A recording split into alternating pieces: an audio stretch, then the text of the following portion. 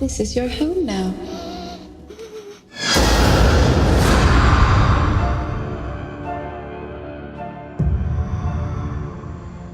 All right. Hey everyone, welcome to our first edition of what it's gonna be called Backseat review. Backseat Review. Even though we're in the front seat, We just screened Crimson Peak by Yep. Guillermo del Toro. Guillermo del Toro, Crimson Peak. Our first reactions, without getting spoiler free, was I thought it was pretty good. Really good, really good. Old school, very Victorian Gothic horror. A little bit different, you know, not the typical slasher flick. It's more of a fucked up love story. Yeah, it's like a murder mystery with supernatural elements, and of course, some dark secrets going on. Yeah. Without giving away too much, but it's set in the 1800s, right, or early 1900s. Yeah, around that time at least. So it has that vibe to it, as that old school Gothic horror. I think that's what they call it. Yeah, Gothic horror. Gothic horror. Yeah, it's got that Guillermo del Toro vibe. It looks a lot like, you know, you got a little mix of Pan's Labyrinth. Yes, and Hellboy with his Yeah, his fingerprints are all over the movie. movie looks great. Production design beautiful. for sure. It'll probably get nominated for, at least for production Visually, at design. least, Yeah, it's a beautiful movie. The house itself was like almost like a character. Oh, the house is great. Tom Hiddleston, aka Loki, Loki, yeah. did a good job. Yes, he was I good. didn't really think of Loki that much. No, he was good. He did his job.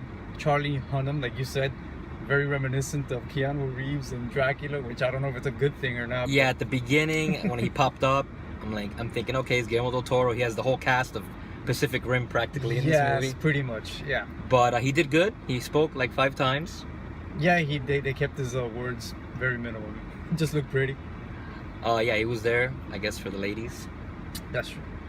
Even though I think a lot of the girls were hooting and hollering for Loki's love scene, so you get to see Loki's butt. So if that's what you're into, you're gonna get it. if that was his butt. Yeah. It's rated R, so it's pretty bloody. It's pretty gruesome. Super bloody, Yeah, yes. Surprisingly, I mean, I didn't think it was gonna. I knew it was gonna be ghosts and very demented and stuff, but I didn't think it was gonna be bloody like that. That was pretty bloody flick. And even the ghosts, which are part of the movie, but they're not the complete movie.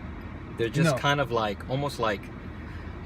They kind of bring the story along and they Yeah. fill you in on the past, kind of. You know, kind of like the fucked up version of a Christmas Carol ghost. Yeah, it is. And even the ghosts are dripping blood, and it looks good. Yeah. Yeah. Very cool style. I guess however they died or whatever, that smoke is actually their blood. Yeah. That's So, the.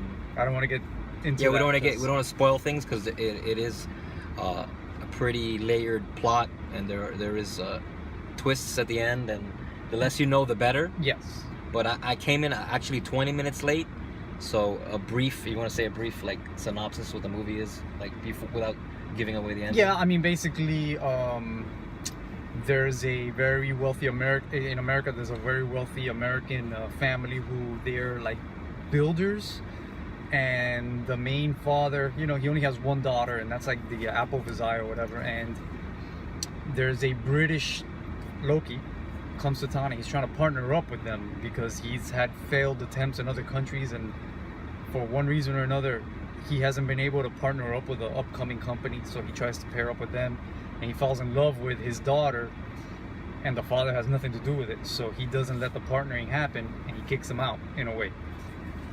Something happens to the father. I'm not going to give away any spoilers, but it entails her getting married to Loki and moving to England, to his mansion. And that's pretty much where the movie's really And starts. that's where the movie really Yeah, starts, this- exactly. That's just a setup, and then it's I guess you could say a classic haunted house movie, yeah, which yeah. it all takes place in a haunted house, and there's a character, you know, discovering rooms and mysteries and all that stuff. So Right. And then she gets visited she sees ghosts, and they drop hints and they're trying to explain to her different things that are going on through the movie.